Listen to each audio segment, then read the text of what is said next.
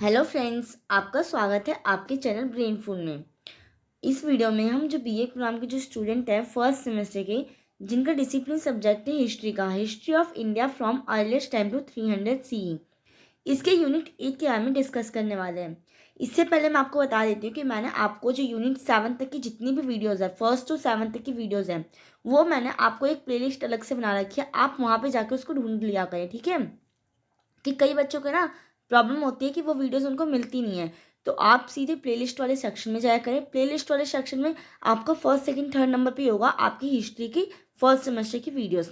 तो आप जाके वहाँ से उसको ले सकते हैं, ठीक है, देख सकते हैं आप वहाँ से उसको। मैं थोड़ा सा बता देती हूँ, मेरा थोड़ा गला है ना ठीक नहीं है, तो मैं आपको थोड़ा सा आप कोऑपरेट करना। मेरे गले थोड़ा ठीक नहीं है, आवाज़ सही से हो नहीं पा रही, बोल नहीं पा रही मैं आपको। कई बच्चों के क्योंकि एग्ज़ाम्स बहुत नियर बाय हैं, तो उनको वीडियोस अर्जेंटली चाहिए थी। कई बच्चों ने मुझे मैसेजेस भी किए कि मैम आप यूनिट 8 की भी वीडियोस प्रोवाइड करवा दीजिए। तो मुझे ये अर्जेंट में वीडियो बनानी पड़ रही है, अदरवाइज़ मैं अपना गला ठीक होता मैं तभी वीडियोस बनाती। बट कई बच्चों की बहुत ज़्यादा डिमांड आ गई थी, तो मुझे ये वीडियो शूट करनी पड़ रही है, ठीक है। तो जैसे कि आप देख रहे हैं, जो आपकी 8 यूनिट है, ये है आपकी मौलिकतर काल, राजनीतिक, अर्थव्यवस्था, समाज और सांस्कृतिक सातवाहन और कुषाण के विशेष संदर्भ में है। तो इसमें हम बता देती हूँ मैं आपको कि क्या क्या हम पढ़ने वाले हैं। एक ओवरव्यू दे देती हूँ मैं आपको। जैसे इसमें हम जानेंगे कि मौर्योत्तर काल आखिर में है क्या, मौर्योत्तर काल कब से कब तक के टाइम पीरियड तक चला था और आखिर में इसमें क्या था। फिर हम इसमें सातवाहन वंश के बारे में भी देखेंगे, कुषाण वंश के बारे में भी देखेंगे।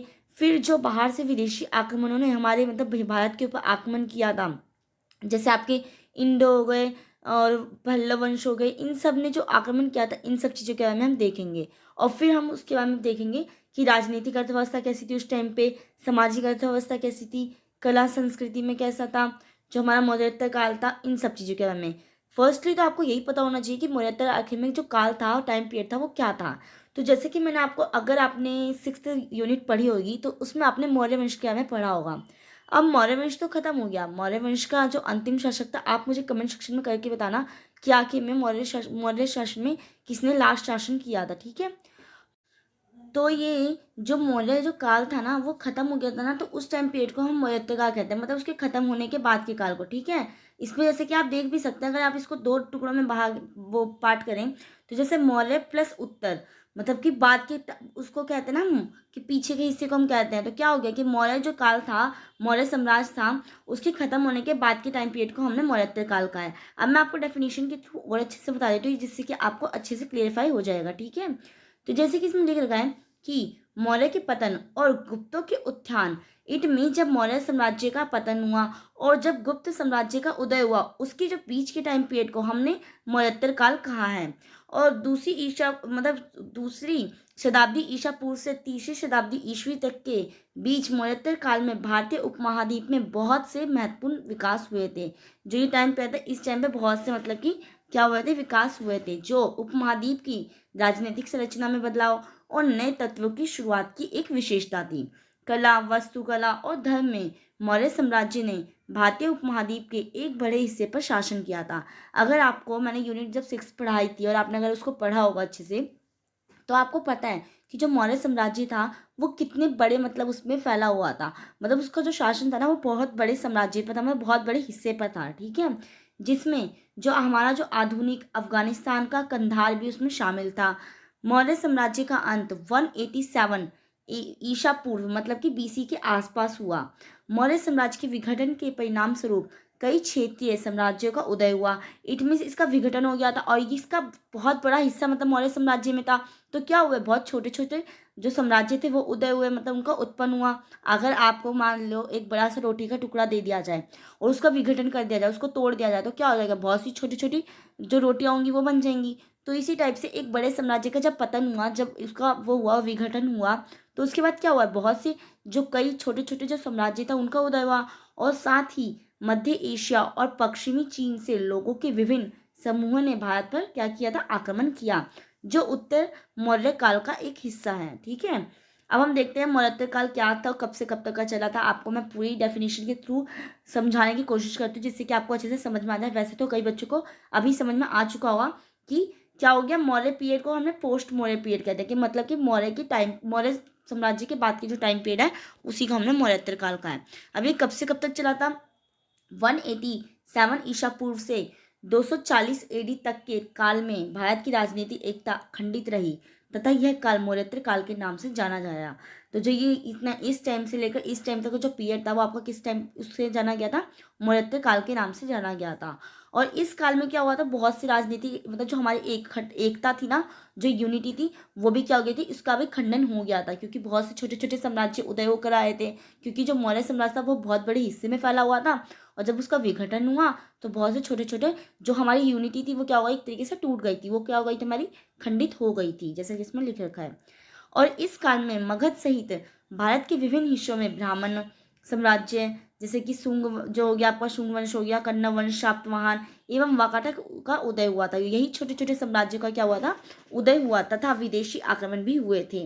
जैसे कि मैंने आपको बताया कि जब हमारा मौर्य साम्राज्य मतलब कि उसका पतन हो गया था, तो उसके बाद कई छोटे छोटे साम्राज्य मतलब उत्पन्न हुए थे। जैसे कि आपको सुंग वंश हो गया, कन्नव वंश हो गया, शातवाहन वंश हो गया।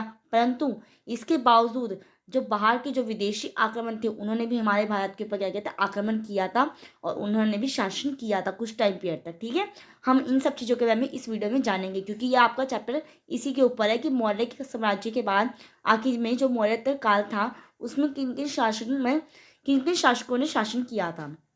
ठीक है, तो यही चीज थी इसमें। अब इस काल में सशक्त केंद्रीय सत्ता के अभाव में राज्य रोजा स्वतंत्र होने लगे। जो राजा थे वो क्या होने लगे थे, स्वतंत्र होने लगे थे। ये मतलब ये गलत लिखा हुआ है, राजा है। ठीक है, तो ये मतलब से बहुत से अलग अलग होगा, क्योंकि जब विखंडित हो गया तो सब राजा भी तो स्वतंत्र हो जाएंगे ना, एक में बंधेंगे नहीं होंगे। जिनमें कलिंग का राजा खारवेल क्या था, बहुत ज्यादा प्रमुख था, और ये बहुत फेमस भी, आपने जरूर नाम सुना होगा इसका। ठीक है, अब हम देखते हैं कि मौर्योत्तर काल का राजनीतिक इतिहास क्या है।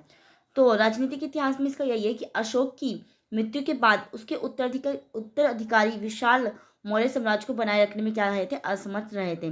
आपको जैसे कि मैंने आपको बताया, अशोक की मतलब जो अशोक था ना, वो सबसे विशाल और अंतिम एक तरीके से एक तरीके देखा जाए ना तो सबसे ताकतवर और आखिरी ताकतवर राजा भी रहा था उस टाइम पीरियड में। ठीक है, तो यही चीज़ है कि जो अशोक की मृत्यु के बाद क्या होता ना, कि जो छोटे छोटे जो राजा बने थे ना वो असमर्थ हुए थे, जो उत्तराधिकारी थे उनके, वो विशाल मौर्य साम्राज्य को बनाए रखने में क्या रहे, असमर्थ रहे। और बाद के शासक अपेक्षाकृत बहुत कमजोर थे, और उनके पास अपने पूर्ववर्तियों के समान प्रशासनिक और सैन्य क्षमताओं का भी अभाव था।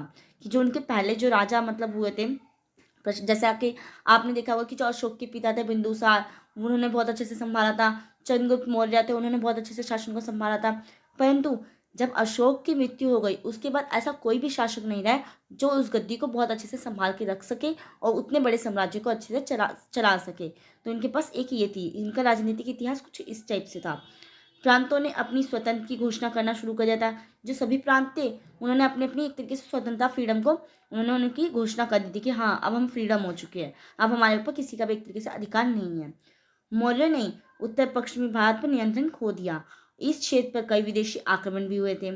कलिंग ने अपनी स्वतंत्रता की घोषणा की और सातवाहनों ने दक्षिण में अपना स्वतंत्र शासन स्थापित कर लिया था। अगर आप देखेंगे ना कि मौर्य साम्राज्य के बाद आपके कौन कौन से आए थे, मैं आपको एक ट्रिक बताती हूँ, जैसे आप इसको याद कर सकते हैं, हर्षिन माँ सुख सा।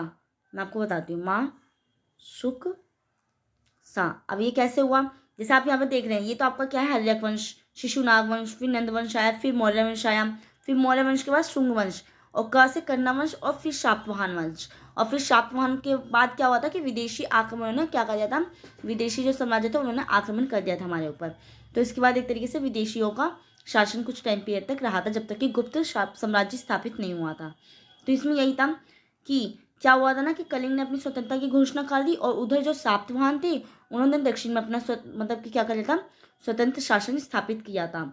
मौर्य की धार्मिक नीति ने शुंगों को नाराज कर दिया, जो ब्राह्मणवाद की कट्टर अनुयायी थे। जो मौर्य की जो धार्मिक नीति थी ना, उससे वो जो शुंग थे वो नाराज हो गए थे, और वो कैसे थे, वो ब्राह्मणवाद के कट्टर अनुयायी थे, उनका बहुत अच्छे फॉलोवर्स थे। इस प्रकार मौर्य शासन गंगा नदी तक ही सीमित था, और जल्द ही इसका स्थान शुंग राजवंश ने ले लिया था। जैसे कि मैंने आपको बताया ना कि माँ शुकसा, क्या मैंने लिखा था आपको, माँ शुकसा। तो इसके बाद ये शासन आया था, तो शुंग वंश ने इसके बाद क्या कर लिया था, शासन कर लिया था। मौर्य के बाद शुंग ही तो आए थे ना, और फिर शुंग के बाद कन्नव, और कन्नव के बाद जो सातवाहन था वो आया था। ठीक है, अब हम देखते हैं मौर्योत्तर काल। क्या है, जैसे कि मैंने आपको ऊपर भी बताया कि इतने से इतने टाइम पीरियड तक रहा था, बट इसमें क्या लिखा है अब कि मौर्य का अंतिम शासक बृहद्रथ था। यहाँ पे मैंने आपको आंसर बता दिया, जिसका मैंने आपको कमेंट सेक्शन में कमेंट करने को बोला था कि मौर्य का अंतिम जो शासक थे वो कौन थे, बृहद्रथ थे, जिसकी हत्या किसने कर दी थी, पुष्यमित्र शुंग ने कर दी थी। और शुंग वंश की जो स्थापना की थी वो किसने की थी, पुष्यमित्र शुंग ने ही की थी। तो अब देखते हैं कि मौर्य काल में कौन कौन से राजवंश हुए थे, मतलब जब मौर्य साम्राज्य समाप्त हो गया तो उसके बाद जो मौर्योत्तर काल पीरियड टाइम पीरियड चल रहा था उसमें कौन कौन से राजवंश ने शासन किया था। फर्स्ट तो आपका है शुंग राजवंश, जिसका जो वो है आपका संस्थापक कौन है, एक तरीके से स्थापना किसने की थी, पुष्यमित्र शुंग ने। फिर आपका आ जाता है कन्नव वंश, फिर आपका आ जाता है कुषाण, और फिर आपका आ जाता है सातवाहन। ठीक है, जो ये कुषाण है ना, ये बीच में आ गई, इसको आप हटा सकते हैं, बाद में इन्होंने शासन किया था। ठीक है, ये हमारे ना उसमें थे, मतलब जो विदेशी आक्रमणों में थे ना उसमें थे, परंतु अभी हम इसमें शुंग राजवंश, कन्नव राजवंश और फिर शातवाहन के बारे में पढ़ेंगे। इन तीन के बारे में पढ़ेंगे। ये आपका टाइम पीरियड भी आप देख सकते हैं कि इनका टाइम पीरियड मतलब कि बहुत पीछे है, तो इसके बाद में हम बाद में ये टाइम पीरियड, परंतु इन्होंने ये क्या है विदेशी आक्रमण के उसमें आए थे, तो हम उसी में इसको पढ़ेंगे अभी। ठीक है, तो पहले हम देखते हैं शुंग राजवंश की किसने स्थापना की थी, बहुत इंपॉर्टेंट है। आपको तो ऐसी मुंह पे याद हो चुका होगा कि इसकी एक तरीके से अंतिम जो मौर्य शासक थे बृहद्रथ, इनकी हत्या करके पुष्यमित्र शुंग ने इनको क्या कहते हैं, एक तरीके से शुंग राजवंश की नींव डाली थी, और वह शुंग वंश के नाम से क्या जाना जाता था। शुंग वंश के इतिहास के बारे में जानकारी साहित्यिक एवं पुरातात्विक दोनों साक्ष्यों में प्राप्त होती है। साहित्यिक क्या होते हैं, जो लिखे हुए रूप में हमें, जो हमें क्या मिलते हैं, साक्ष्य मिलते हैं, जो एविडेंस हमें लिखे तौर पे मिलते हैं। और पुरातात्विक क्या होता है, पुरातात्विक में जैसे कि कोई इमारत विमारत ये सब सिक्के, इन सब से हमें मतलब जो पुराने एंटिक सामान होते हैं उससे हमें पता चलता है अपने पुराने टाइम के बारे में, जिससे हमें उससे एविडेंस मिलते हैं। तो ये आपका हो जाता है पुरातात्विक और साहित्यिक दोनों तौर पे आपको शुंग वंश के बारे में पता चलता है। जो शुंग वंश एक ब्राह्मण वंश था, जो अशोक की मृत्यु के लगभग 50 वर्ष बाद 185 ईसा पूर्व में संस्थापित हुआ। जब मौर्य साम्राज्य के अंतिम शासक बृहद्रथ की मौर्य सेनापति पुष्यमित्र शुंग द्वारा हत्या कर दी गई थी, तो पुष्यमित्र शुंग उसके पश्चात क्या हुए थे, गद्दी पर बैठे थे।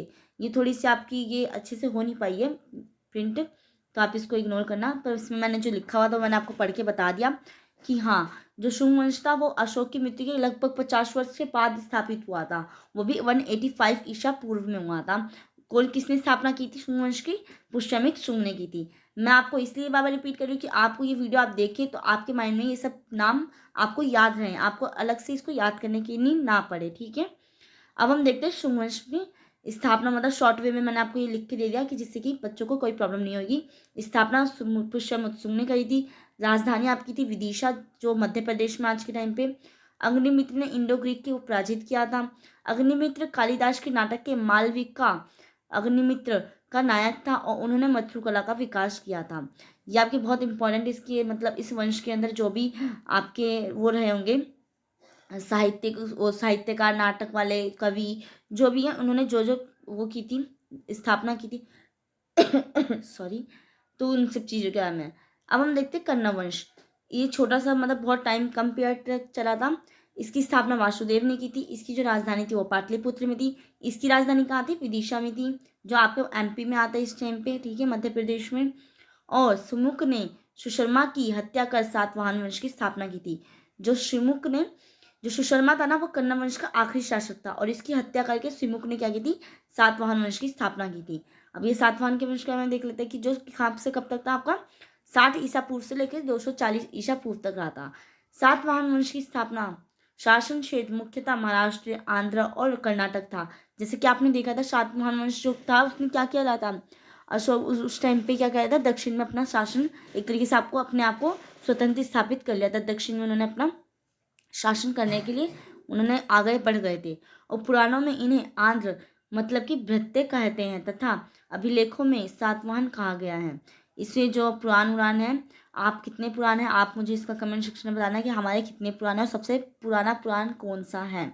इसके बारे में मैंने आपको बता रखा होगा अपनी वीडियोस में, जब भी आपने हिस्ट्री की वीडियोस कोई सी भी देखी होगी। तो पुराणों में इस वंश का संस्थापक सिंधुक को माना गया है, जिसने कन्नव वंश के राजा जो सुशर्मा थे एंड राजा, उनको मानकर क्या किया था, सातवाहन वंश की नींव डाल रही थी। अब हम देख लेते हैं मौर्योत्तर काल के विदेशी आक्रमण, कि मौर्य काल साम्राज्य जब समाप्त हुआ उसके बाद कुछ कुछ तो उसी में से जो हमारे जो साम्राज्य थे, छोटे छोटे साम्राज्य जो उत्पन्न हुए, वो उनमें से आपके शुंग, कन्नव और सातवाहन हो गए। परंतु कुछ विदेशी आक्रमणों ने भी क्या कहते हैं हमारे ऊपर आक्रमण कर दिया था, और उसके थ्रू ये कुछ शासन हुए, जिसमें मैंने आपको बताया था कुषाण वंश के बारे में आपको एंड में बताऊंगी। तो वो ये विदेशी आक्रमण थे, इस वजह से मैंने आपको कहा था। अभी हमने ये जितने भी थे आपके जो सातवाहन वंश हो गए, कन्ना वंश हो गया, और जितने भी ये आपका वो हो गया शुंग वंश हो गया, ये आपके हमारे जो छोटे छोटे साम्राज्य में डिवाइडेड बाय हो गया था ना हमारा मौर्य साम्राज्य, इसी में से उत्पन्न हुए ये साम्राज्य थे। इस वजह से मैंने आपको इसको अलग से पढ़ाया। अब हम देखते हैं मौर्योत्तर काल के विदेशी आक्रमण। आपको समझ में आ रहा होगा कि हाँ हम किस सीक्वेंस में पढ़ रहे हैं। मैंने कोई होच पोच नहीं करी कि हाँ बच्चों को बहुत कंफ्यूजन क्रिएट हो जाए। मैंने उसको बहुत सिस्टमेटिकली मैंने अपने नोट्स में उसको इंक्लूड करने की कोशिश की है कि आपको कोई भी प्रॉब्लम ना आए और बच्चा समझ सके कि हाँ हम भी क्या पढ़ रहे हैं। अभी आपने देख लिया कि हमने क्या किन किन राजवंशों के बारे में पढ़ा, सॉरी राजवंश बोल लीजिए आप या कोई वंश बोल लीजिए, हमने किन किन साम्राज्यों के बारे में पढ़ा। और अब हम देखते हैं विदेशी आक्रमण के बारे में। तो मौर्य काल के पतन के बाद मगध छोटे छोटे टुकड़ों में बट गया और कोई भी योग्य शासक नहीं रहा, जिस कारण भारत पर विदेशी आक्रमणियों ने क्या कर लिया था, हमला कर लिया था।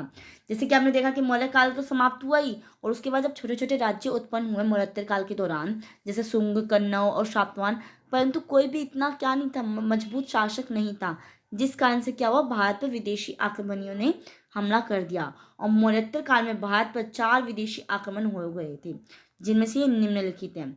जैसे कि आपका हो गया इंडो ग्रीक, जो इनको हम यूनानी भी कहते हैं, हिंदू यूनानी। अगर आप कहीं पे हिंदू यूनानी देख लें और आपसे पूछ लिया जाए क्वेश्चन कि हिंदू यूनानी किसने मतलब किस टाइम पीरियड में उन्होंने हमला करा, किस टाइम पीरियड में उन्होंने शासन किया हमारे भारत पर, तो आप बता सकें। इंडो यूनानी मतलब इंडो ग्रीक या हिंदू यूनानी भी कह लीजिए। शक वंश हो गया, आप शुंग वंश और शक वंश में बिल्कुल कंफ्यूज मत होना। पल्लव वंश हो गया, जिनका टाइम पीरियड बहुत छोटा था, कोई इसमें इंपॉर्टेंट नहीं है। सबसे मेन वंश आपका आ जाता है कुषाण वंश, जिसके बारे में हम अच्छे से देखेंगे भी। फर्स्टली हम देख लेते हैं इंडो ग्रीक या हिंदू यवन कह लीजिए, और यूनानी भी कह सकते हैं। ये जो यवन लिखा है इसकी जगह आपको कभी कभी यूनानी भी लिख कर दे सकता है, तो आप कंफ्यूज मत होना। जिन बच्चों ने हिस्ट्री पहले से पढ़ रखी होगी तो उनको तो बहुत अच्छे से पता चल रहा होगा कि हाँ हम किस सीक्वेंस में पढ़ रहे हैं, बट जिन बच्चों को नहीं भी पढ़ रखी होगी उनको भी अच्छे से समझ में आ रहा होगा। ये मैं इतना अंडरस्टैंड करके चल रही हूँ, ठीक है। मौर्योत्तर काल में बैक्ट्रिया अफगानिस्तान के यवनों ने लगभग 183 ईसा पूर्व में डेमेट्रियस प्रथम के नेतृत्व में आक्रमण कर पंजाब का एक बड़ा भाग क्या कर लिया था, जीत लिया था, तथा शाकल को अपनी राजधानी बनाई। इसी समय बैक्ट्रिया में यूक्रेटस के अधिकार स्थापित कर लिए। फिर यूक्रेटाइटिस ने भी भारत पर क्या कर लिया था, आक्रमण कर तक्षशिला को अपनी क्या कर ली थी, राजधानी बना ली थी। और ये बहुत फेमस जगह जो तक्षशिला है। इस प्रकार भारत पर यवन साम्राज्य 2 कुलों में बटा हुआ था। एक तो आपका था डेमेट्रियस और एक दूसरा क्या था आपका यूक्रेटाइडस के वंश। जैसे कि आपने देखा भी कि इन्होंने मतलब हमारा क्या कर लिया था, पंजाब का एक बड़ा भाग वो हथिया लिया था, मतलब उस पर आक्रमण कर दिया था डेमेट्रियस ने। और उसके बाद जो यूक्रेटियस थे, इन्होंने भारत पर आक्रमण कर तक्षशिला को अपनी राजधानी बना ली थी। तो इस तरीके से क्या हुआ था ना, जो हिंदू यवन था ना, वो 2 कुलों में बट गया था। एक तो आपका डेमेट्रियस और दूसरा यूक्रेटाइटस। थोड़ी प्रोनाउंसिएशन रॉन्ग हो जाएगी तो, बट ये वर्ड लिखे हुए हैं तो इसलिए मैं इसको नेगलेक्ट करके चल रही हूँ, और आप भी इसको नेगलेक्ट करना, ठीक है। थोड़ी प्रोनाउंसिएशन रॉन्ग हो रही होगी तो, क्योंकि कई बार जो इंग्लिश में ये नेम्स लिखे होते हैं वो डिफरेंट वे में लिखे होते हैं, और हिंदी में कई बार डिफरेंट वे में लिखे होते हैं, परंतु मैं जो हिंदी में उसको पढ़ने की पूरी कोशिश कर रही हूँ, ठीक है।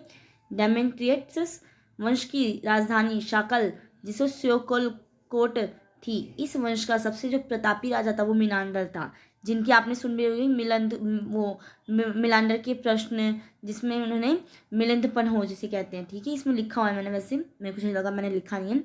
मिलिंडर या मिलांडर भी कह रहे थे। 165 ईसा पूर्व से लेकर 145 ईसा पूर्व हुआ। और ये आप सोचोगे कि नंबर टेढ़े मेढ़े कैसे लिखे, कि BC आप जानते हैं कि जैसे कि आप अगर नंबर लाइन पे हम देखते हैं, आपका 0 हो गया, फिर 1 होता है, फिर 2 होता है, 3 होता है। तो अगर आप देखते हैं तो ये नंबर हमारे, अगर मैं आपको बोलूँ कि ये हमारा माइनस में होते रहते हैं, पर सबसे बड़ा डिजिट कौन सा होता है आपका, -1 होता है ना। -3 और -1 में से सबसे बड़ा डिजिट कौन सा होता है, -1 होता है।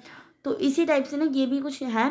BC में अगर हम करते हैं ना कुछ चीज़ें, तो वो हमारी, ये हमारा बड़ा नंबर हो जाता है और ये हमारा छोटा नंबर हो गया। 165 से लेके, जैसे हम 1 से 10 तक बोलते हैं, तो वैसे ही जब BC लग जाता है ना, तो वो 10 से 1 में इसको काउंट कर दूंगी, ठीक है। तो आप समझ चुके होंगे कि BC में क्या फ़र्क पड़ जाता है, मतलब जो ईसा पूर्व लिखा है। तो मैंने वैसे अपनी प्रीवियस वीडियोस में, मैंने अगर आपको फर्स्ट चैप्टर आपने पढ़ा होगा उसमें भी बता रखा होगा जिसमें बौद्ध साहित्य में मिलिंद कहा जाता है और बौद्ध ग्रंथ मिलिंद पन्हों के में मिलांडर के बौद्ध भिक्षु नागसेन के साथ वाद विवाद के उपरांत बौद्ध धर्म का अनुयायी बनने की कथा है। इसमें जो उन्होंने नागसेन से जो प्रश्न पूछे थे, उन प्रश्नों का एक तरीके से इन्होंने इकट्ठा, इनका मतलब वो है बुक्स टाइप में, ठीक है। इसके इनमें प्रश्न है, मिलिंद पन्हों के नाम से फेमस है, बहुत ज़्यादा ये फेमस बुक है, जिसमें क्या बोला गया, मिलिंद के प्रश्न, इसका मतलब होता है, इसका मतलब ही, ठीक है। और जो यूक्रेटस, अब ये तो हमने देख लिया कि डेमेट्रियस वंश की स्थापना उन्होंने कहाँ पे की थी, कहाँ पे इनकी राजधानी थी, शाकल में, और इनकी कहाँ पे राजधानी थी, तक्षशिला में, जो यूक्रेटाइटस वंश के थे।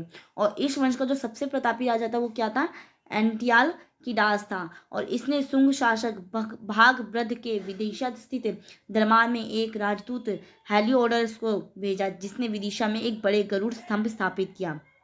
इससे पता चलता है ना कि हेलियोडोरस ने स्वयं भागवत धर्म ग्रहण किया था। तो इससे इसकी ये पहचान मिलती है क्योंकि उन्होंने गरुड़ स्तंभ की स्थापना भी की थी। तो इससे एक तरीके से इनको इंडिकेशन होता है कि ये किस टाइप के थे, ये भागवत धर्म से ग्रहण किया था। तो इसमें यही चार वो चीज़ें थी, कोई खास नहीं था। जो हिंदू यमन है, इंडो ग्रीक भी आप कह सकते हैं। तो इसमें ये दो वंश की स्थापना हुई थी, डेमेट्रियस और यूक्रेटियस।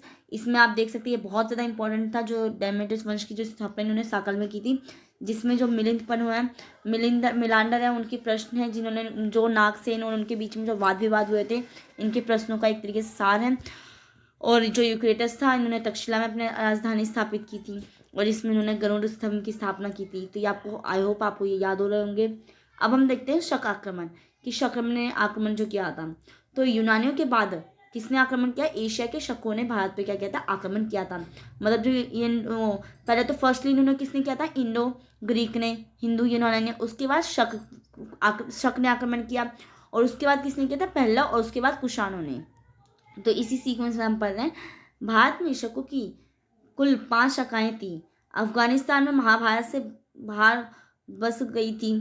जैसे हमने देखा होगा कि अफगानिस्तान में एक हिस्सा है, मैंने आपको नीचे भी और अच्छे से एक्सप्लेन करके लिखा है। दूसरा है इसका पंजाब शाखा, तीसरा है आपको मथुरा शाखा, चौथा महाराष्ट्र नासिक शाखा, और फिफ्थ है आपका जो मालवा शाखा है, जिसमें इन्होंने 5 मतलब तरीके से शाखाओं में इन्होंने इस पर राज किया था, शकों ने, जब शक का आक्रमण हुआ था।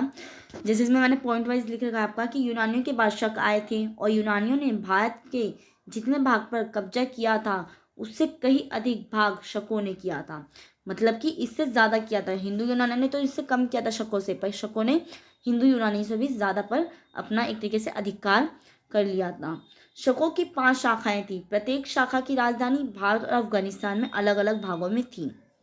जैसे कि शकों की जो पहली शाखा थी अफगानिस्तान में, दूसरी शाखा पंजाब, जो उसमें राजधानी आपकी क्या थी, तक्षशिला, तीसरी शाखा थी मथुरा में, चौथी शाखा थी आपकी पश्चिम भारत में, जिसमें आप कहाँ पे था, पश्चिम भारत में आपका ये महाराष्ट्र में, मतलब कि पश्चिम नहीं, ये आपका दक्षिण में आ जाएगा, मालवा आपका आ जाएगा पश्चिम में, ठीक है। और 5वीं शाखा आपकी किधर थी, ऊपरी ढक्कन पर अपना प्रभुत्व स्थापित कर रखा था। तो आप इसको ऊपर से याद कर सकते हैं। ऊपर मैंने आपको स्टेट वाइज सब चीज़ लिख रखी है, तो ये आपको इजी पड़ेगा कंसेप्ट को समझने में भी। अगर आप उत्तर पश्चिम दक्षिणी करने में लगे रहे तो कंफ्यूज भी हो सकते हैं। जैसे कि इसमें लिख रखा है कि शक मूलतः मध्य एशिया के निवासी थे और चारगाह की खोज में भारत आए थे। तो इस तरीके से इन्होंने इस पर फिर आक्रमण भी कर लिया। शकों ने ना तो भारत के शासकों को, ना ही जनता का ही प्रतिरोध झेलना पड़ा। थोड़ा सा मुझे वो जारी की वजह से मुझसे बोला नहीं जाएगा सही से, तो आप उसको थोड़ा नेगलेक्ट करना। तो जैसे इसमें लगा, शकों को ना तो भारत के शासकों का और ना जनता का ही प्रतिरोध झेलना पड़ा। कहा जाता है ना कि लगभग 58 ईसा पूर्व में उज्जैन में एक स्थानीय राजा ने शकों से युद्ध कर उन्हें पराजित किया और उन्हें भार खरीदने में सफल हो गया था। वह अपने को विक्रमादित्य कहते हैं। इस टाइम पे आपने देखा होगा कि विक्रमादित्य का बहुत बड़ी उपाधि थी। विक्रम संवत नाम से एक नया संवत 58 ईसा में ही शकों पर विजय के आरंभ से ही हुआ था।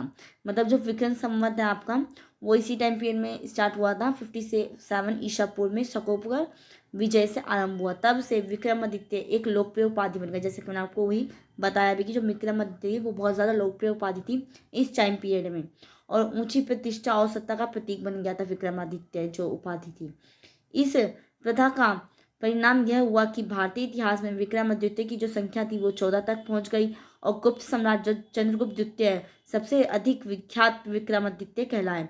मतलब ये बहुत सारे राजाओं को क्या किया गया था, विक्रमादित्य की उपाधि दी गई थी और यह संख्या कम से कम 14 से ऊपर तक पहुंच चुकी थी। मतलब 14 ऐसे राजा थे जिनको विक्रमादित्य की उपाधि से एक तरीके से नवाजा गया था। कहते हैं ना कि अवार्ड दिया जाता है, तो इस टाइम पे तो अवार्ड दिए जाते हैं कि हाँ बेस्ट टैलेंटेड वुमेन या बेस्ट टैलेंटेड मैन, इस टाइप से अवार्ड दिए जाते हैं। पर उस टाइम पे भी ये उपाधियाँ होती थी, उनको नेम से इंडिकेशन दिया जाता, मतलब उनको अगर विक्रमादित्य कह देते थे उनको एक टाइटल मिल जाता था। और ये टाइटल सबसे ज़्यादा जो प्रतिष्ठावान हुआ, मतलब सबसे ज़्यादा जो विख्यात थे वो हमारे गुप्त राज्य, मतलब गुप्त जो साम्राज्य था उसके राजा थे चंद्रगुप्त द्वितीय। उनको इस मतलब उनको बहुत ज़्यादा इनको ख्याति प्राप्त हुई थी, उनकी बहुत ज़्यादा विख्यात थे विक्रमादित्य नेम से।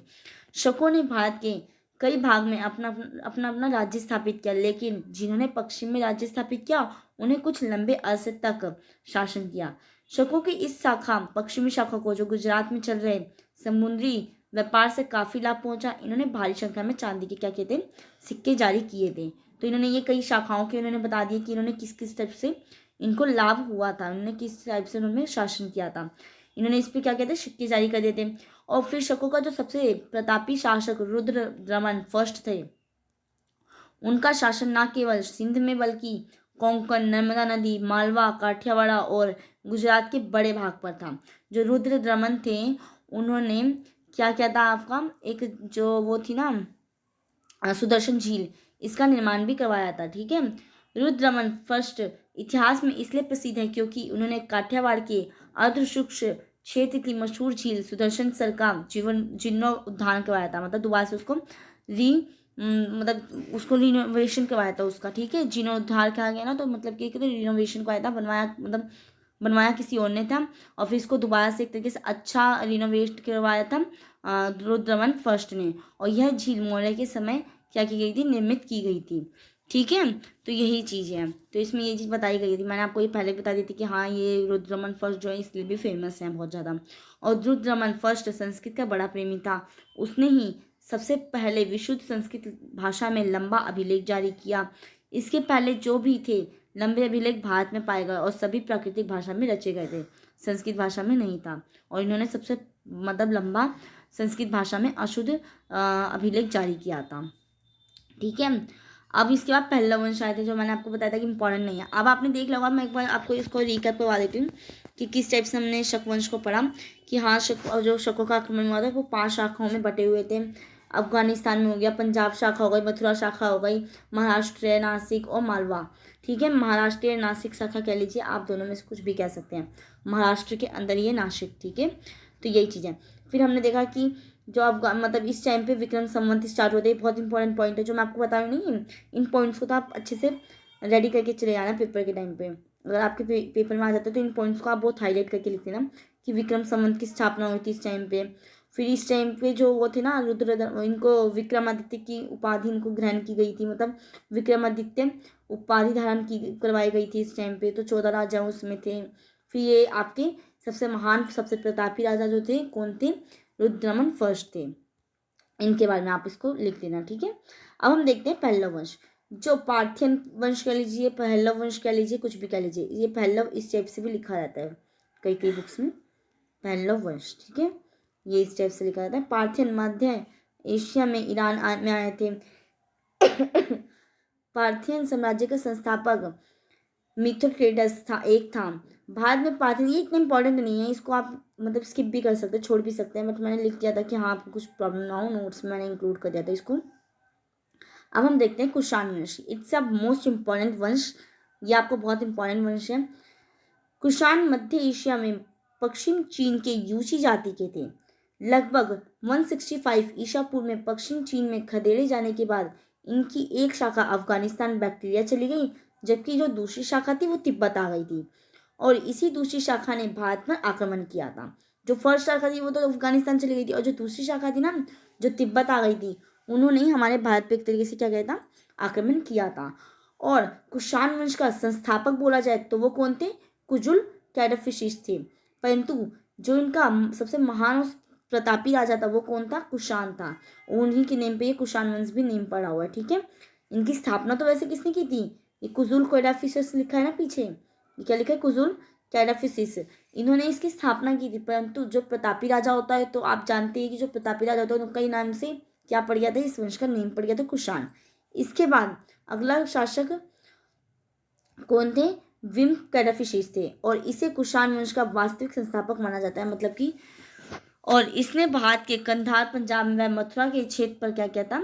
शासन अपने अधिकार कर लिया और शैव धर्म को मानता था। इसने तांबे के मुद्रा में एक तरफ शिव, नंदी व त्रिशूला और दूसरी तरफ महेश्वर शब्द अंकित करवाया था। जो सिक्के थे, मुद्रा थी, एक तरफ तो उन्होंने शिव, नंदी वो किया था, त्रिशूल किया था, तथा दूसरी तरफ महेश्वर शब्द अंकित करवाया था, ठीक है। ये चीज़ थी इन्होंने की।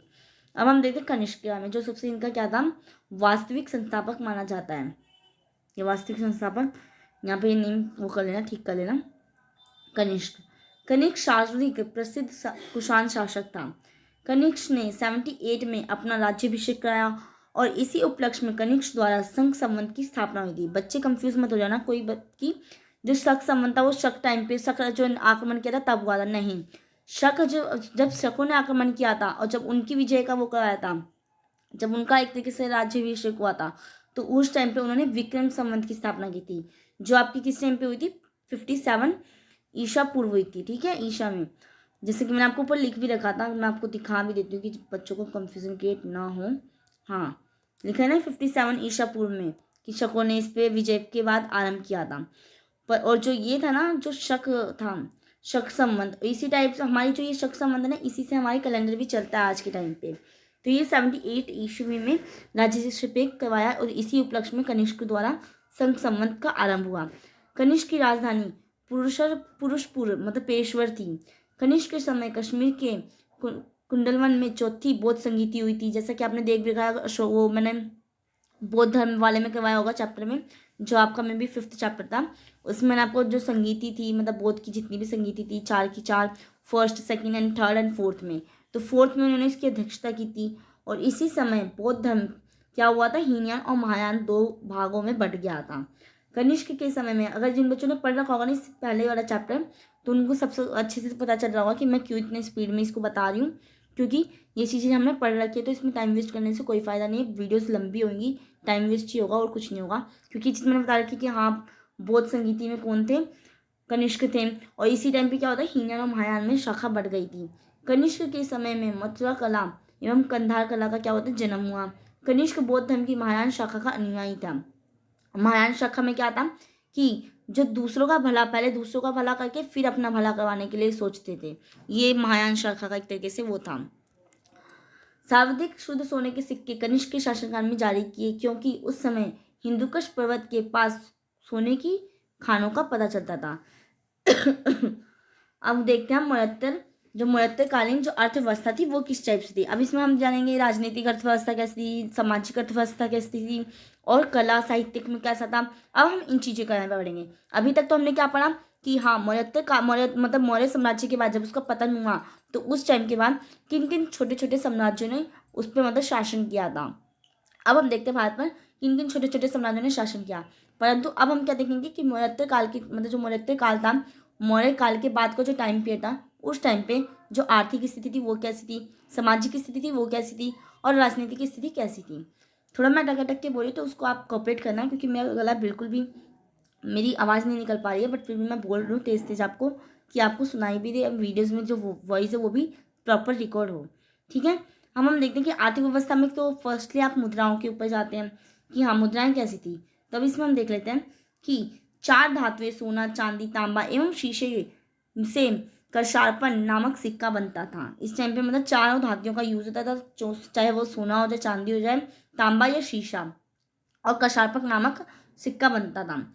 हिंदू यवन शासकों ने प्रथम सोने के सिक्के चलाए थे। सबसे जो प्रथम है ना, सबसे फर्स्टली हिंदू यूनानी नहीं चलाए थे, परंतु जो सबसे शुद्ध सोने के सिक्के बोले जाते हैं, अगर आपसे पूछ ले कि फर्स्टली सिक्के सोने के कहाँ पे चले थे, तब तो ये हिंदू यूनानी हो जाए।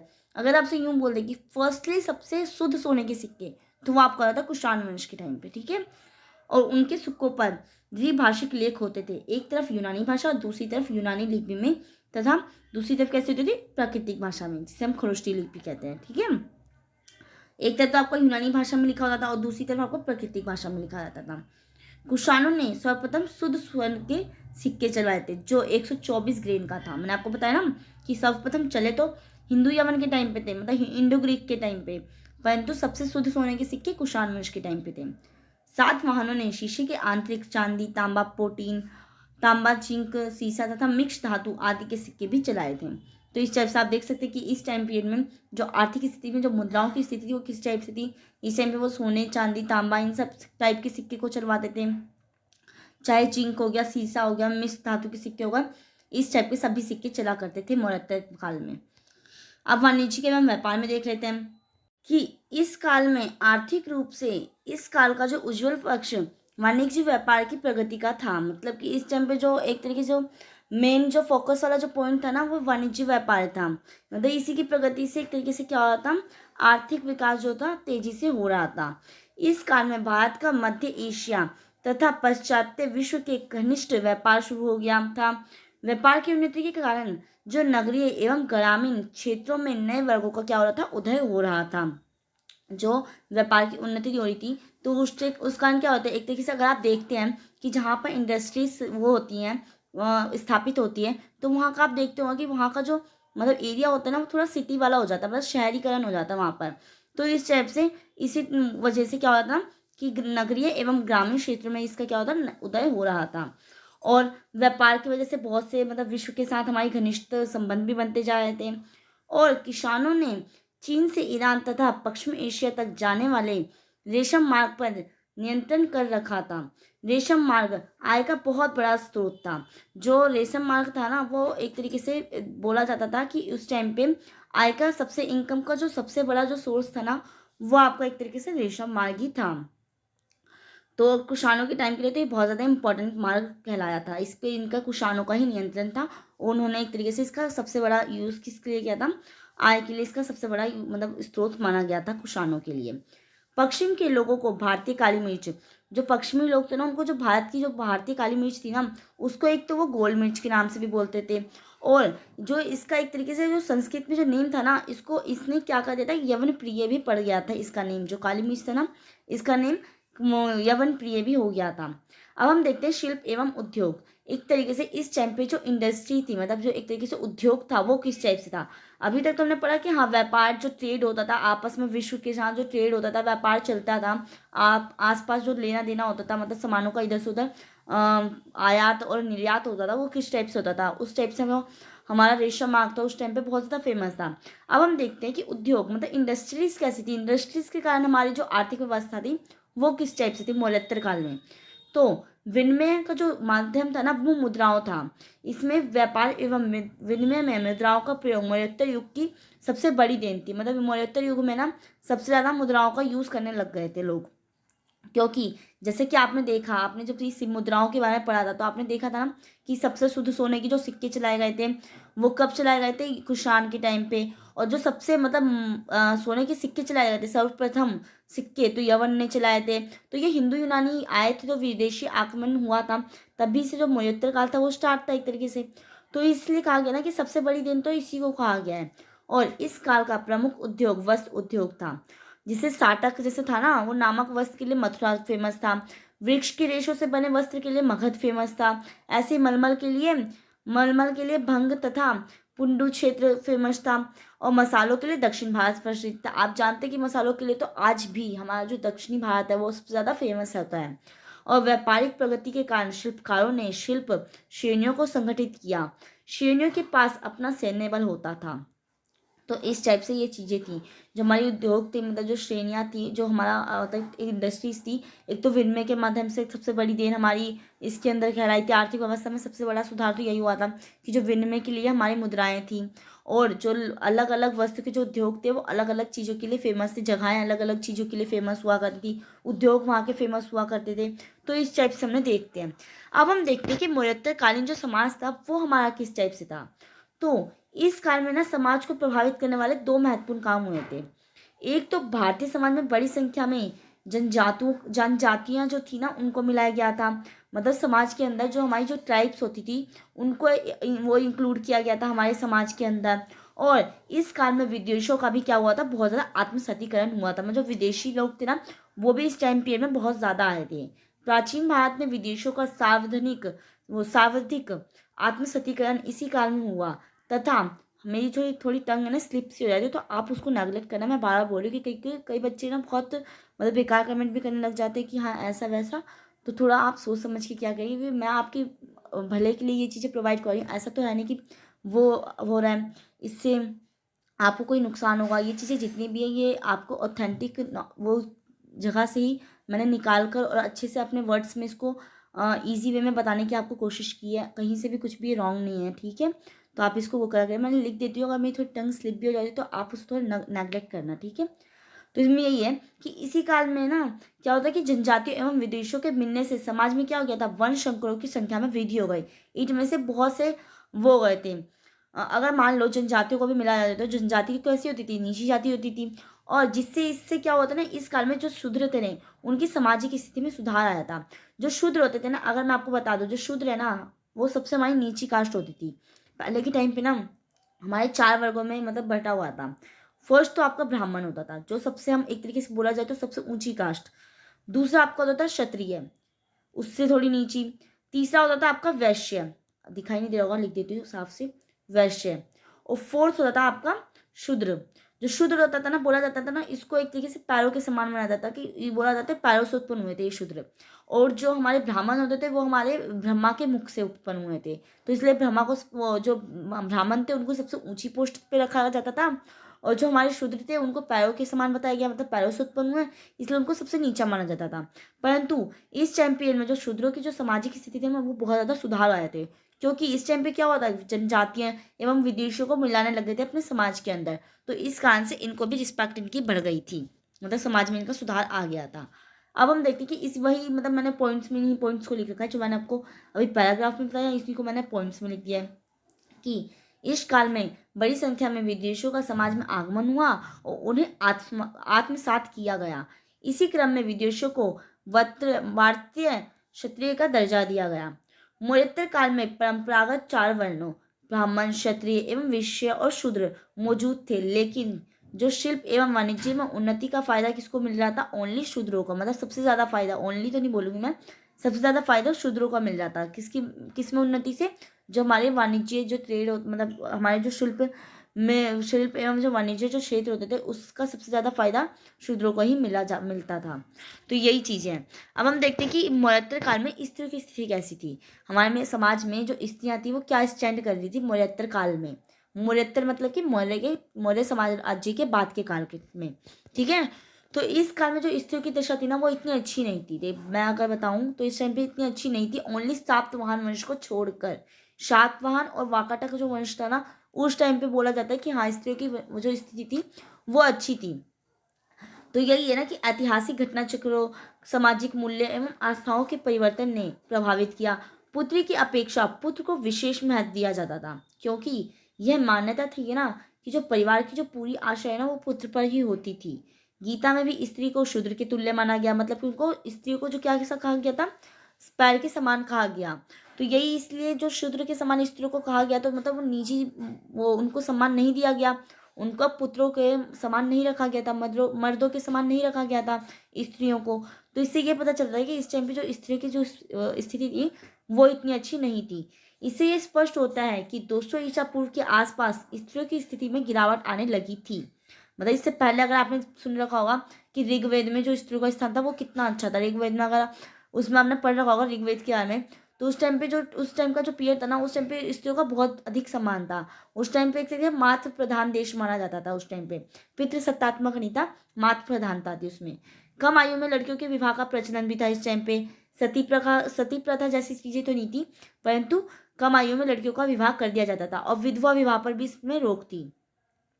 पति द्वारा पत्नी को शारीरिक दंड देने की व्यवस्था थी और सती प्रथा का भी प्रचलन नहीं था इस टाइम पे, जैसा कि मैंने आपको बताया अभी। और विधवा विवाह को मान्यता नहीं प्राप्त थी।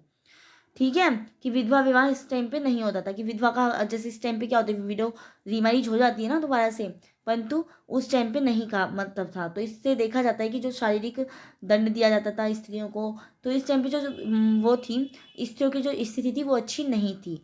एक तरीके से जो जो भी पिता का जो धन होता था वो पुत्रियों को नहीं दिया जाता था और सिर्फ बेटियों को दिया जाता था। जैसे कि इसमें लिख रखा है कि स्त्रियों की स्वतंत्रता प्रतिबंधित थी, और स्त्रियां वो जो समाज था वो कैसा था, पितृ प्रधान था, मातृ प्रधान नहीं था। और वैश्यवृत्ति का भी प्रचलन था। स्त्री के धन में से पुत्र एवं पुत्री को समान देते थे, मतलब समान भागीदारी थी, परंतु जो पुरुष के धन पर सिर्फ उसे पुत्र का अधिकार होता था। तो ये नाइंसाफी टाइप में तो हुआ। आप देख सकते हैं कि किस टाइप से स्थिति, कि स्त्री के जो धन होता था उसमें तो पुत्र एवं पुत्री दोनों ही को दोनों को इक्वल देते थे, परंतु जो पुत्र, जबकि जो पुरुष का जो धन था ना उसमें सिर्फ पुत्र का ही अधिकार होता था। अब मैंने स्त्रियों की स्थिति में इसको एक तरीके से पैराग्राफ में लिख रखा है, तो मैं आपको इसको पढ़ के जल्दी से बता देती हूँ कि इस काल में स्त्रियों की दशा में एक तरीके से आपको कंसाइज वे में मैं आपको दे रही हूँ इस चीज़ को, ठीक है, कि स्त्रियों की स्थिति में सुधारात्मक रूप से गिरावट आई, क्योंकि वर्ण व्यवस्था की शुद्धता को बनाए रखने के हेतु महिलाओं को पुरुष के अधीन करना आवश्यक होता था।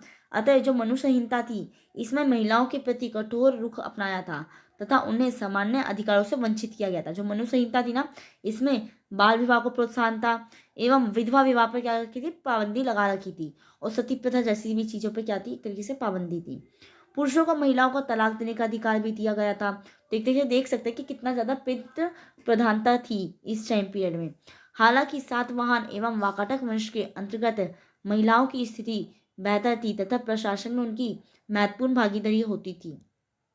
ठीक है, जो मैंने आपको बताया था कि इस मतलब अगर आप सातवाहन और वाकाटक वंश को छोड़कर देखा जाए तो मौर्योत्तर काल में इतनी अच्छी स्थिति नहीं थी, परंतु मौर्योत्तर काल के जो आपके सातवाहन वंश थे और वाकाटक वंश था, इस टाइम पे थोड़ी बहुत मतलब स्त्रियों को क्या कहते हैं, इस इनकी स्थिति बेहतर थी कंपेरिजन टू मौर्योत्तर जितने भी काल आपका भी चल रहे थे।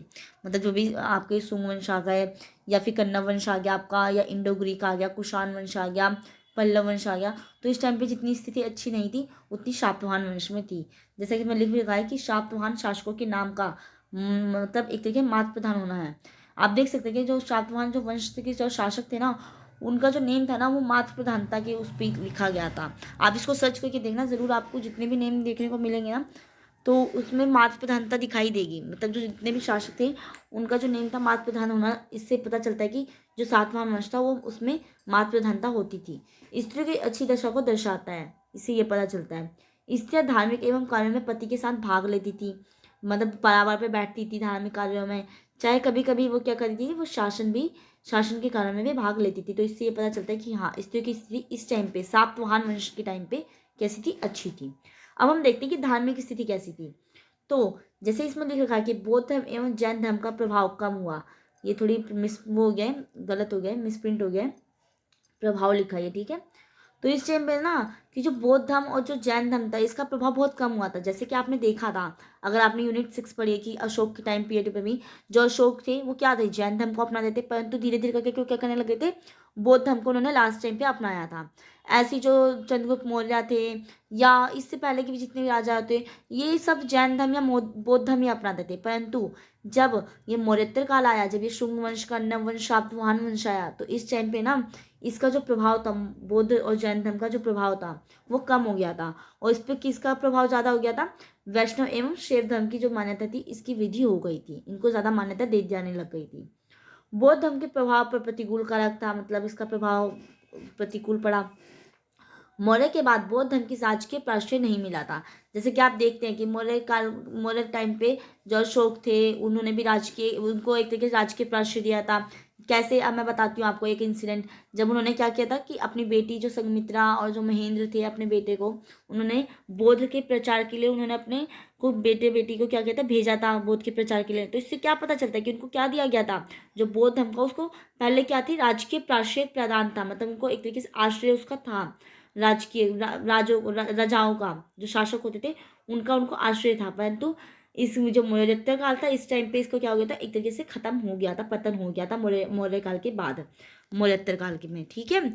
और शुंग एवं कण्व वंश बौद्ध धर्म के विरुद्ध हो रखे थे। जो शुंग वंश था, कण्व वंश था, उनको बौद्ध धर्म के वो विरुद्ध रहे थे, और बौद्ध धर्म को 2 शाखाओं में विभाजन हो गया था। आप जानते हैं कि बौद्ध धर्म का जो विभाजन था वो हुआ था कनिष्क की जो बौद्ध संगति में उन्होंने भाग लिया था, उसमें महायान और हीनयान में 2 शाखाओं में बटा था। और अन्य संप्रदायों को राजकीय प्राश्रय मिलने लग गया था। जो अन्य संप्रदाय थी जैसे वैष्णव संप्रदाय और जो शैव संप्रदाय थी, इनको क्या होता राजकीय प्राश्रय मिलने लग गया था। और बौद्ध धर्म की जो राजकीय प्राश्रय था उनको नहीं मिल रहा था। बौद्ध धर्म आडंबर पूर्ण हो गया था और बौद्ध विहार विरासतें एवं संभोग के केंद्र में बनने लग गए थे। तो यही चीज़ है इसके अंदर। आपने देख लिया कि कैसी धार्मिक स्थिति थी। अब हम देखते हैं कि साहित्यिक स्थिति कैसी थी मौर्योत्तरकालीन। जो इस काल में ना साहित्यिक रचना में संस्कृत भाषा का बहुत ज़्यादा अधिक प्रचलन था। इस टाइम पे ना जितनी भी मतलब वो लिखी गई थी मतलब लेख लिखे गए थे ना, वो अधिकतर संस्कृत भाषा में ही लिखे गए थे। तो इससे ये पता चलता है कि हाँ, इस टाइम पे जो संस्कृत थी उसका बहुत बहुत ज़्यादा प्रचलन हुआ था। जैसे कि आपने देखा होगा पतंजलि ने जो महाभाष्य की रचना की है, जो उनके पूर्ववर्ती व्याकरणाचार्य पाणिनि की प्रसिद्ध रचना अष्टाध्यायी की है। जो पन्नी ने अष्टाध्यायी लिखी थी, इसकी एक तरीके से पूर्ववर्ती उन्होंने रचना कही है। तो आप देख सकते हैं कि ये भी संस्कृत भाषा की एक तरीके से व्याकरण की तरह थी। ठीक है, तो इसमें आप देख सकते हैं कि संस्कृत का इसमें भी क्या थी, प्रधानता थी। तो इस टाइम पे क्या हो सकता है, क्या बोल सकते हैं कि हाँ, संस्कृत भाषा का इस टाइम पे बहुत ज़्यादा प्रचलन था। या फिर जो सबसे प्रसिद्ध स्मृति जो मनुस्मृति है, उसमें वो दूसरी सदी से ईसा की दूसरी सदी तक के मध्य इसको लिखा गया था। जो मनुस्मृति थी, इसको भी क्या कहते हैं, इसमें भी संस्कृत का ही ज़्यादा प्रयोग किया गया था। अश्वघोष रचित जो सौंदर्यानंद बुद्ध के सतोले भाई आनंद के बौद्ध धर्म में दीक्षित होने के प्रसंग पर आधारित थी। इसको भी एक तरीके से देखा जाए तो मतलब ये सब रचनाएं थी जो उस टाइम पीरियड में लिखी गई थी, जो इसके बारे में चर्चा की गई है। जरूरी नहीं है कि हाँ संस्कृत भाषा में लिखी गई थी, परंतु इस टाइम पे बहुत ज़्यादा संस्कृत भाषा का ही प्रचलन था। ठीक है, और अश्वघोष के नाटकों में कुछ भाग मध्य एशिया के एक विहार से प्राप्त हुए हैं। जो मध्य एशिया के मतलब एक विहार होगा उसमें इसको देखा गया, अश्वघोष के नाटकों को उसको प्राप्त किया गया है। ऐसी जो रुद्र दमन का जो गिरनार अभिलेख है, वो भी संस्कृत काव्य का एक अनूठा उदाहरण है। जो रुद्र दमन थे, जिन्होंने सुदर्शन झील का क्या किया था, एक तरीके से पुनरुत्थान करवाया था।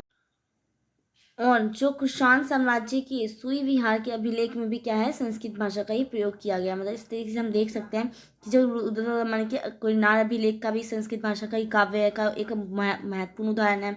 उसी तरह से जो कुषाण साम्राज्य के सुई विहार के अभिलेख में भी संस्कृत भाषा का ही प्रयोग किया गया है। और जो आपका ये है पतंजलि की जो महाभाष्य है या व्याकरण पाणिनि की जो है, वो भी क्या है आपकी संस्कृत उसमें ही है। तो इससे ये पता चलता है कि हाँ, उस टाइम पे जो साहित्यिक रचना थी वो अधिकतर संस्कृत भाषा का ही उसमें बहुत ज़्यादा प्रचलन अधिक देखा गया है।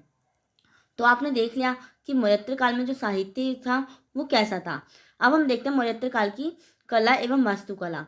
तो इसमें क्या है ना कि मौर्योत्तर काल की रचना, जो मौर्योत्तर काल की जो कला बदलते सामाजिक एवं राजनीतिक परिदृश्य को प्रतिबंधित करने लगी है। कि मतलब जो टाइम पे जैसे जैसे बदलने लग गया, तो मौर्य साम्राज्य में मतलब कि कुछ अलग उस टाइम पे कला का वो रहता होगा। परंतु जो इस टाइम पे क्या होने लगे थे ना कि चट्टानों को जो काट कर बनाई जाने वाली जो मूर्ति कला थी, इसका बहुत ज़्यादा मतलब अपने चरम पर थी इस टाइम पे। मतलब बहुत ज़्यादा इसका प्रचलन था इस टाइम पे मौर्योत्तर काल में। मौर्योत्तर काल में मतलब कि मौर्य काल के टाइम के वो मौर्य साम्राज्य के बाद के जो टाइम पीरियड था उसमें चट्टानों को काट कर बनाई गई गुफाओं एवं स्तूपों की कला वास्तुकला की आगे बढ़ी। प्रत्येक राजवंश ने अपनी विशिष्ट विशेषताएं पेश की और इसी प्रकार मूर्ति कला के विभिन्न विद्यालयों का उदय हुआ। और मौर्य काल के बाद मूर्ति कला अपने चरम पर पहुंच गई थी। तो इस टाइम पे हमने ये चीजें देखी थी। ठीक है, अब हम देखते हैं स्तूपों का विकास हुआ था। तो तभी तो हुआ था ना, क्योंकि स्तूपों का विकास कैसा था, एक तरीके से देखा जाए तो चट्टानों को काट कर बनाए जाने वाली चीजें होती थी। तो स्तूप बौद्ध स्मारक है जिसमें आमतौर पर बुद्ध या अन्य संत व्यक्तियों से जुड़े पवित्र अवशेष रखे जाते थे। इस काल में 3 प्रमुख स्तूप है। एक आपका प्ररुत है, दूसरा आपका सांची है, और दोनों के दोनों किसमें है, मध्य प्रदेश में पाए जाते हैं। जिनका निर्माण मूल रूप से अशोक ने किया था, लेकिन बाद में जो इसका विस्तार किया गया था, साथ ही अमरावती और नागार्जुन वो जो नागार्जुन कोंडा जो है ना, वो दोनों कहाँ पे हैं, आंध्र प्रदेश में पाए जाते हैं। तो यही चीज़ें हैं कि जो आपका जो भरूच जो सांची का स्तूप है, ये दोनों आपके एमपी में है, और इनका एक तरीके से विकास देखा गया था। तो जो कला थी वो किस टाइप से थी, इस टाइम पे जो मूर्ति कला का बहुत ज़्यादा प्रोत्साहन दिया गया था, स्तूपों का विकास हो रहा था, और मौर्योत्तर काल में स्तूप बड़े और अधिक सजावटी हो गए थे। लकड़ी और ईंट के स्थान पर पत्थर का प्रयोग तेजी से होने लग गया था। तो अब आपने देखा कि किस टाइप से हमने क्या क्या चीज़ें पढ़ी कि इस टाइम पे लकड़ी और ईंट के स्थान पे किसका बहुत ज़्यादा प्रयोग हो रहा था, पत्थर का, क्योंकि पत्थर का प्रचलन हो रहा था। पत्थर चट्टानों को काट कर क्या बनाई जा रही थी, मूर्तियाँ बनाई जा रही थी। मूर्ति कला को बहुत ज़्यादा प्रोत्साहन दिया गया था इस टाइम पीरियड में। तो आपने देखा कि हाँ मौर्योत्तर काल की कला एवं वास्तुकला कैसी थी। और फिर आपने देखा था कि मौर्योत्तर काल में साहित्यिक कैसा था, धार्मिक स्थिति कैसी थी, या फिर स्त्रियों की स्थिति कैसी हुआ करती थी कि हाँ स्त्रियों की जो स्थिति थी वो अच्छी नहीं थी। और पति द्वारा मतलब पत्नी को क्या कहते थे, शारीरिक दंड की व्यवस्था भी थी इसके अंदर। बाल विवाह हो जाता था। और जो विधवा विवाह था उस पर प्रतिबंध लगा रखा था। तो इस टाइप से देखा जा सकता कि हाँ स्त्रियों की कितनी बदतर स्थिति थी, मतलब अच्छी स्थिति नहीं थी। और फिर हमने देखा था कि हाँ आर्थिक समाज हमारा कैसा था, मतलब आर्थिक व्यवस्था कैसी थी, मुद्राएं कैसी चल रही थी। सबसे ज़्यादा मतलब मुद्राएं सोने चांदी इन सब की चल रही थी। और जो सोने का सबसे पहले मतलब सर्वप्रथम सिक्के चलवाए थे वो किसने चलाए थे, हिंदू यवन ने चलाए थे। तो इस टाइप से हमने देखा था। व्यापार ट्रेड कैसा था कि हाँ हम विदेशों से भी व्यापार कर लेते, हमारे विश्व के साथ क्या होते घनिष्ठ संबंध स्थापित हो रहे थे। और सबसे महान प्रतापी शासक कुषाण वंश का आपका कनिष्क थे, सबसे विख्यात थे। और इन सब चीज़ों का हमने देखा था कि हाँ रुद्र दमन, या अपने शुंग वंश के बारे में मैंने अच्छे से आपको बता दिया था कि जो अब ये सब कौन थे। अभी तक तो मैंने ये बताया था कि जो शक वक ये सब क्या थे आपकी, ये जो चार जो विदेशी आक्रमण करे थे किसने, इंडो ग्रीक, शक, पल्लव और कुषाण, इन सब ने क्या किया था, विदेशी आक्रमण थे जो मौर्योत्तर काल में के बाद आए थे, मतलब मौर्योत्तर काल में आए थे, मौर्य काल के बाद। और ये आपके जो शुंग राजवंश, ये क्या थे आपकी तीन जो ये राजवंश थे, शुंग राजवंश, कन्नव राजवंश और शातवाहन राजवंश, ये आपके क्या थे, ये आपकी जो मौर्य साम्राज्य खत्म हुआ था तो उस टाइम पे जो छोटे छोटे राज्यों का जो साम्राज्यों का जो उत्पन्न हो रहे थे, उदय हो रहे थे, इसके अंदर ये उत्पन्न हुए थे। तो अब आप आई होप आपको ये समझ में आ चुका होगा। राजनीतिक इतिहास कैसा था मैंने इस चीज़ के बारे में भी आपको बताया कि सब प्रांतों ने क्या करे थे, वो अपनी स्वतंत्रता की घोषणा करने लग गए थे। अशोक की मृत्यु के बाद बहुत कमजोर शासक हो गए थे, जिसके कारण जो हमारा मौर्य साम्राज्य था वो उतनी मतलब उतना समर्थ नहीं था। अब इतने ज़्यादा फैलाव में हो रखा था वो। तो अब जो शासक होते थे वो बहुत ज़्यादा असमर्थ होते थे, जिसके कारण जो साम्राज्य था वो नष्ट हो गया था, उसका पतन हो गया था। तो ये आपने देखा कि हाँ मौर्य काल कब से कब तक का टाइम पीरियड तक चला था। ठीक है, तो आई होप आपको ये चीज़ें समझ में आई होगी। आज थोड़ा सा लेक्चर में थोड़ा सा बहुत मतलब मुझसे ही अच्छा नहीं लग रहा था, मैं थोड़ा अटक अटक के बोल रही थी, तो क्योंकि कई बच्चों को प्रॉब्लम भी हो सकती है। परंतु हाँ मैंने ये सब चीज़ें आपको लिख रखी हैं, आप उसको थोड़ा रीड आउट को भी कर सकते हैं। मैंने आपको बहुत अच्छे से समझाने की भी कोशिश की है कि किस टाइप से ये स्टोरी बेस्ड, क्योंकि कोई भी चीज़ अगर हम स्टोरी बेस्ड के वे में चलते हैं ना कि एज आ मतलब first step second step third step, तो वो आपको अच्छे से समझ में आती है। जैसे कि मैंने आपको इसी लेक्चर में भी बताया था कि हाँ पहले मौर्य काल था, फिर मौर्य काल के बाद मौर्योत्तर काल को, मौर्य काल के टाइम के पीरियड को बाद को हमने क्या कहा है, मौर्योत्तर काल का है। फिर मौर्योत्तर काल के अंदर जो मतलब जो छोटे छोटे राज्य से साम्राज्य से उत्पन्न हुए थे, जैसे शुंग वंश हो गया, कन्नव वंश हो गया, सातवाहन वंश हो गया। फिर उसके बाद विदेशियों ने आक्रमण किया, फिर उसके अंदर जो चार वंश की स्थापना हुई थी, शक वंश और आपके पल्लव वंश और आपके कुषाण वंश, ये सब आए थे। फिर उसके बाद हमने उनके राजनीतिक इतिहास क्या में देखा, सामाजिक इतिहास क्या में देखा, सामाजिक व्यवस्था, आर्थिक व्यवस्था और कला व्यवस्था कैसी थी, धार्मिक कैसा था, या फिर कला और उसमें साहित्यिक में कैसा था, संस्कृत भाषा का यूज़ किया जाता था। तो हमने ये सब चीज़ें देखी थी। तो आई होप आपको ये सब समझ में आया होगा एज अ स्टोरी बेस्ड। मेरा आज थोड़ा गलत ठीक नहीं था तो मैंने इसको प्रॉपर वे में नहीं बता पाई। बट हाँ क्योंकि बच्चों के एग्जाम नियर आए थे, बच्चे बहुत कमेंट भी कर रहे थे कि मैम आप 8 यूनिट कब प्रोवाइड कराओगे। तो मुझे भी लगा कि हाँ जब बच्चों के एग्जाम ही पे बच्चों को काम नहीं आएंगे ये नोट्स, तो कब मैं भी फिर मैंने बनाए किस लिए। तो ये तो एक तरीके से वेस्ट हो गया मेरे लिए। तो इसलिए फिर मैंने आपके लिए वीडियो बनाया थी कि हाँ बच्चों को ये प्रोवाइड भी हो जाएंगे और बच्चे इसको समझ भी लेंगे अच्छे से। तो आई होप आपको ये लेक्चर अच्छे होगा। और हाँ एक मेरी आपसे रिक्वेस्ट है कि आप इसको अपने फ्रेंड्स में भी शेयर किया करें। आप ये मत सोचा चले कि हाँ आपके फ्रेंड्स अच्छा पेपर दे देगा। आप ऑनेस्टी के साथ अपने अगर आप कुछ भी कोई भी चीज़ पढ़ते हैं और आपको वो चीज़ अच्छी लगती है तो आप ज़रूर शेयर करा करें, जिससे कि उनकी भी हेल्प हो सके। तो थैंक यू सो मच इस वीडियो को एंड तक देखने के लिए। अब हम मिलते हैं नेक्स्ट वीडियो में, जब तक के लिए bye. Thank you so much.